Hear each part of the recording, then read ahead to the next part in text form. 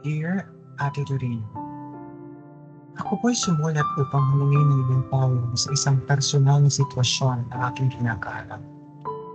I have been in a relationship with a wealthy politician for quite some time now. He has provided me with a lifestyle that many can only dream of: financial security, luxury, and opportunities have all been at my fingertips dahil sa kanya. Ngunit sa kabila ng lahat ng ito, I find myself questioning my position in the future.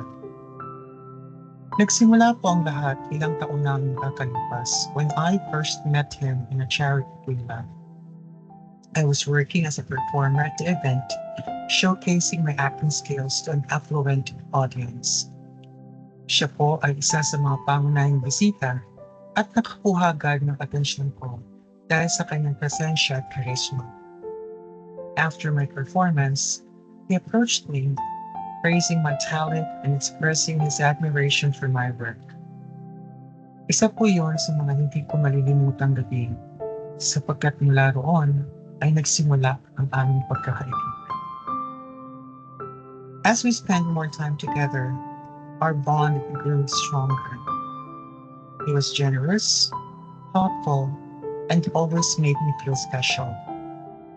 Hindi nagtagal, our friendship blossomed into a romantic relationship. He introduced me to a world I never knew existed, filled with lavish parties, high-end fashion, and luxury vacations. It was like living in a dream, and I was completely swept off my feet. He assured me that he cared deeply for me and wanted to take care of me, promising a life of comfort and stability. Being a kept man has its undeniable perks, but it also comes with its own set of challenges. Hindi ko po maiwasan ang pagdududa sa sarili kong kakayahan na talaga. Am I merely a trophy or do I have a genuine place in his life? Lagi kong tinatanong ang sarili ko kung ano ba talaga ang kahulugan ng aming relasyon. There are days when I feel grateful and content, but there are also times when I feel trapped and insignificant. Alam ko pong hindi ito ang normal na buhay at hindi ko po alam kung hanggang kailan po kakayanin. Ang relasyon na ito ay puno ng pag-aalinlangan, especially when it comes to my own identity and self-worth. I am torn between the comfort and security he provides and the desire for independence and self-discovery. Gusto kong malaman kung ano ang inyong opinyon at payo sa aking sitwasyon. Should I continue to embrace his life, knowing that it comes with emotional and psychological costs? Or should I take the risk of stepping away kahit wala na akong kasiguruhan kung ano pa ang mangyayari?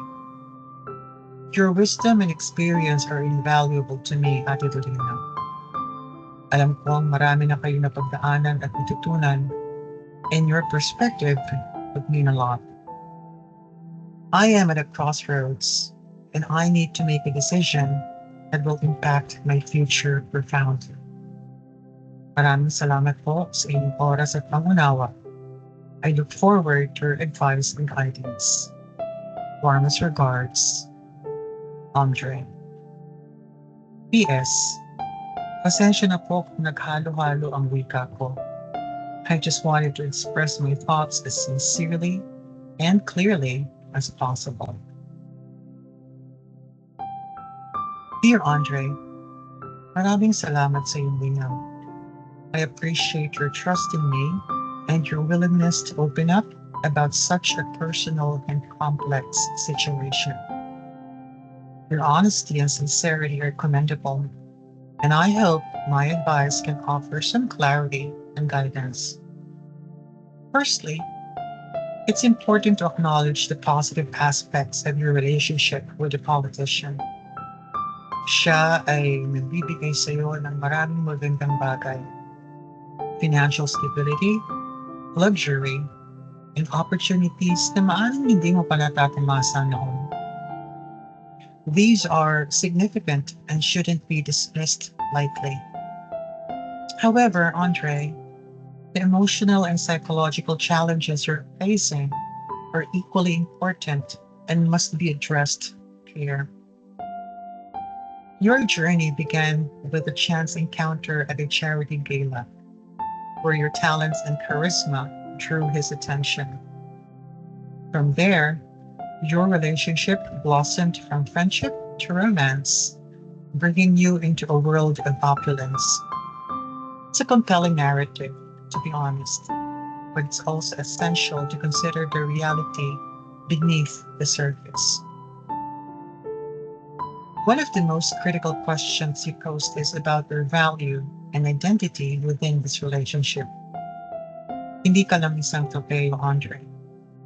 You are a person with dreams, aspirations, and the potential to achieve great things on your own merits. It's crucial to remind yourself of your worth and capabilities beyond the luxuries provided by your partner. Marami kang pinagdadaanan sa relasyon na ito, and it's natural to feel conflicted. On one hand, the comfort and security are undeniably attractive.